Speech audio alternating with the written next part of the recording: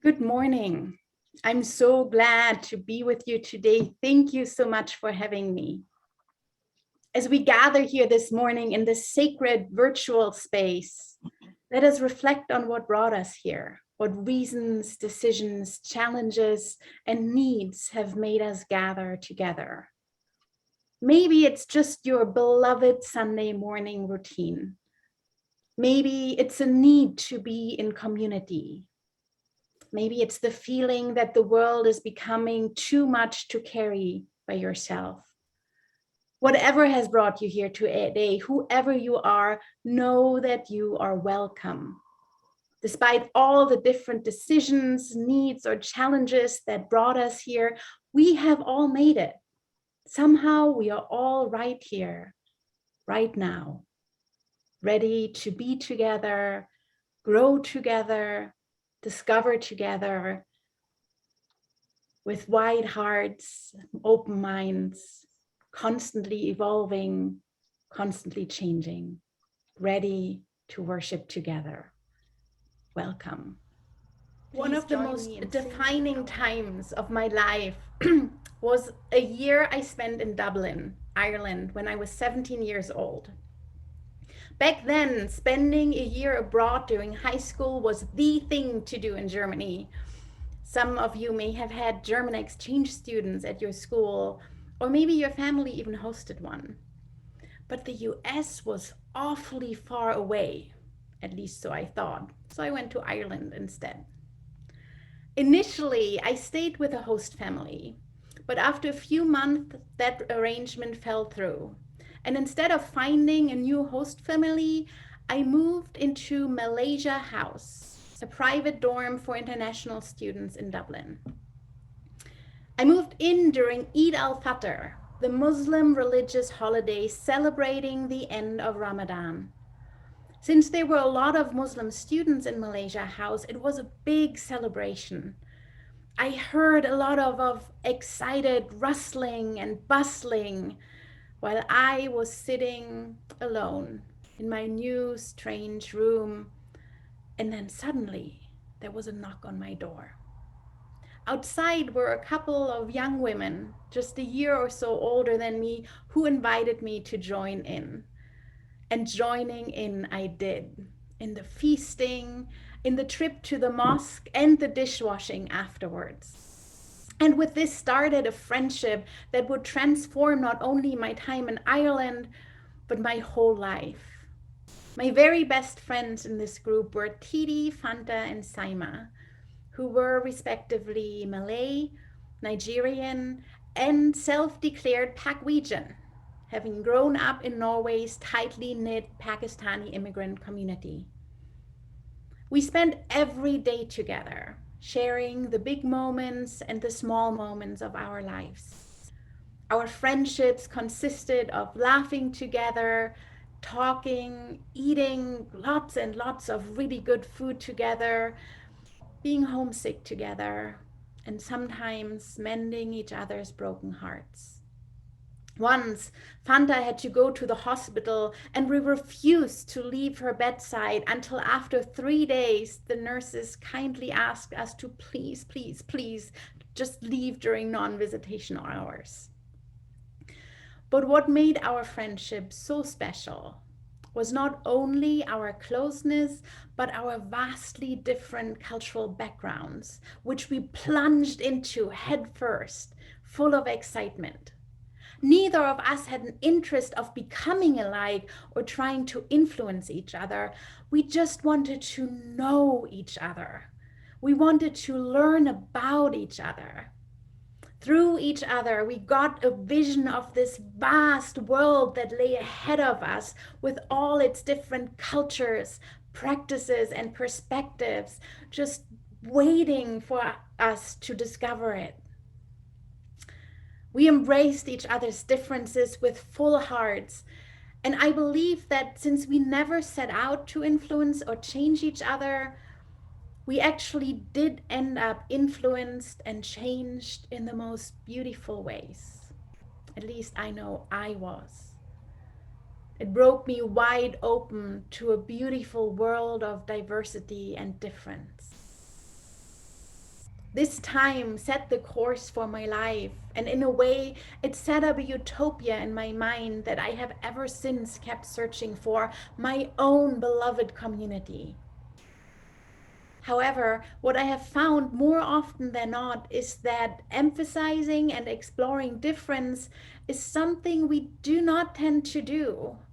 Much more often, we look for similarities, especially when we meet people we deem quite strange, quite different from ourselves. The safe choice seems to be to look for what connects us, what makes us similar.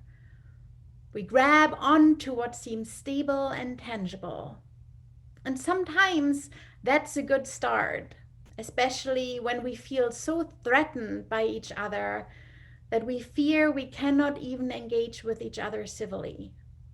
Not every relationship starts with a gentle knock on the door and an invitation to food and festivities.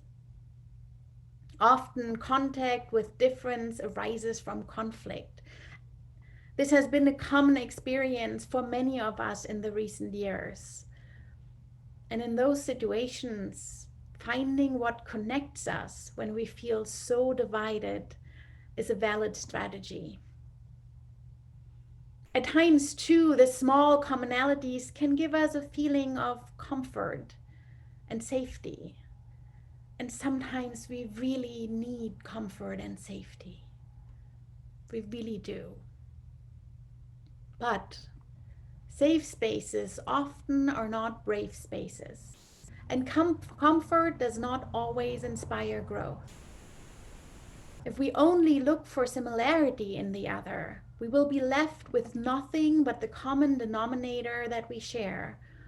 So we miss out not only on all the greatness that the other might be, on the chance to be inspired and awed by what sets them apart, but we also make them and ourselves small. We hide that which makes us different and suppress our whole selves. We squeeze ourselves into a cookie-cutter version because we fear that all that is outside of the established norm is too much for us to love and embrace, or is too much of us to be loved and embraced. If everyone is the same, no one has to change. We may focus on similarities to show that we are just as good, or we do so because we want to show that someone who's completely different from us is also just as good as we are, because they're not actually that different. Think about it in terms of power. The theologian Bernard Loomer states that in traditional or hierarchical understandings of power, the person most powerful is the person who can influence others, the person who can set the norm and therefore make others convert, assimilate, adjust, be like them. So in a way, focusing on similarities is like calling it a draw. It's like agreeing on a power balance. We assume that essentially we are all similar enough that neither of us has to force the other one to be like them. In a way, it is a strategy to keep the peace when no peace is guaranteed. This can become problematic, though, if our desire for peace is really just our desire to keep the status quo, our unwillingness to change. For example, a common way of insisting on similarities that seems well-intentioned at first, but is in fact quite harmful, is when predominantly white people claim to be colorblind, to express that race does not matter to them. What they overlook is that the vast difference in experience and how people of color are treated in the US. And if we overlook this injustice, we run danger of perpetuating it. Sometimes recognizing difference is the first step toward change, a way out of the status quo. Maybe what we've seen in the last few years is an unveiling of the status quo and the long legacy that has shaped it. Maybe what we have learned too is that the status quo is not acceptable anymore. We are reminded of this every time the police shoot an unarmed Black person. We are reminded of this when the COVID pandemic became such a partisan issue that case numbers are now rising yet again, and we cannot get this crisis under control even though vaccines are readily available. We are reminded of this every time forest fires rage, claiming whole towns with their destructive force, like Greenville, California, a historic little town that was wiped off the map by the Dixie Fire just a few weeks ago. And we are reminded of this not only when an angry mob storms the Capitol in a furious attempt to keep in place the status quo, the existing power structures, even if it costs us our democracy, but when in the ensuing investigations, many of our elected officials try to convince us that in fact no real crime was committed, no harm was done. The status quo is unacceptable. We need a new way forward, one that is radically different. And we have to be open for difference so that we are also open for the possibility of creating something better. And in order to have that, we have to let go of the safety of what we know and embrace that which is different. If we want to create a justice system that is restorative rather than punitive, we have to embrace difference. If we want to defund a police force that targets people of color, often with lethal force, we have to embrace difference. If we want to build an American society that does not have racism built into its foundation, we have to embrace difference. And if we want to live in a nation that embraces the dignity of life, humanity, and the world we live in over profit and economic gain, we have to embrace difference. And embracing difference so that we may forge this new path may mean questioning and letting go of some of our previously held beliefs, because we now know that not all of them serve us well. We are out of the canoe. We are in the water. It is time to stop grabbing onto the perceived but deadly safety of what we know, the safety of our canoe, our long-held beliefs, and instead surrendering ourselves to the waters of faith and the mystery of difference. A courageous concept. And a scary concept. A concept that requires us to start listening to the voices that have been marginalized and the ideas and visions that have been ignored because they have been outside the norm, the status quo. It means giving power to those we may deem different and trusting in their leadership. But as Unitarians, Universalists, we are in the blessed position where different does not have to be as scary, because the first of our 7 principles actually promises similarity on the greatest common denominator that there is, that every person has inherent worth and dignity. If we remind ourselves of that ultimate similarity, we can stop searching so desperately for other commonalities and truly embrace each other. Holding on to the first principle is like a little floating device that will make surrendering to the water feel a little safer, will make the vastness of the world a little less scary. Shortly after my time in Dublin, when suddenly faraway places didn't seem so scary anymore, I did make it to the US. I went abroad again, and this time to attend college in the Midwest, quite close to you, Macomb, Illinois, actually, Western Illinois University.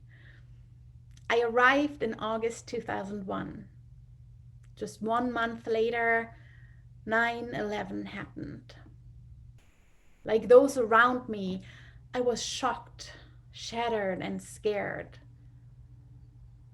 But when, in reaction, a fear of difference flared up in the West in the form of Islamophobia, I knew deep in my heart, in my bones, in every fiber of my being, that Muslims were neither the problem nor a group to be feared. I knew this not because I had experienced my friends, Tidi, Saima, Infanta, and all the other ones, as people who were just like me. I knew this because I had experienced them to be people with such immense inherent worth and with awe-inspiring bounds of dignity. Their difference had changed me in ways that made my world a less scary place. And with that, I too could become a person less scary to those who perceive me as different. And this is an important part. Our journey towards feeling safe with and being open to difference on a large level can start small, with a group of friends, with listening deeply to activists and advocates of groups that we don't belong to, or reading an author with a truly open mind and heart. Radical change in our hearts and minds and in the world at large can start with really small steps. If we return to Bernard Loomer for a second, he calls this relational power, the ability both to produce and undergo an effect. It's the capacity both to influence others and to be influenced by others. Relational power involves both a giving and a receiving. Ideally, this is what power, what relationships would look like in our beloved community, this utopia that we are not just searching for, but actively trying to build. A willingness to give and receive, change and be changed. A mutual process of undergoing an effect to create something new, something better, something more just and more beautiful. And if you are worried that the change may go too far, that an unquestioned embracing of difference will lead to a dangerous loss of universal values, then here, once again, the first principle comes in, not just as our starting point for exploration, but also as our ever-present safeguard. Because in the tumult of difference and change, our inherent worth and dignity, is still constant and central. Difference, even radical difference, is okay as long as it does not threaten our inherent worth and dignity. That is the litmus test.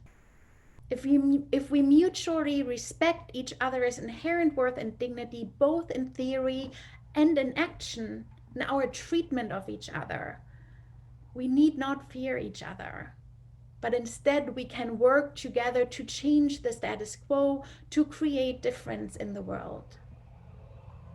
If we take the first principle, our affirmation of every person's inherent worth and dignity, as the true cornerstone for our beloved community, as the starting point and the safety net, then within these boundaries we can let go of our beliefs and instead hold on to our faith in each other, in ourselves, in all of humanity. May it be so, and blessed be.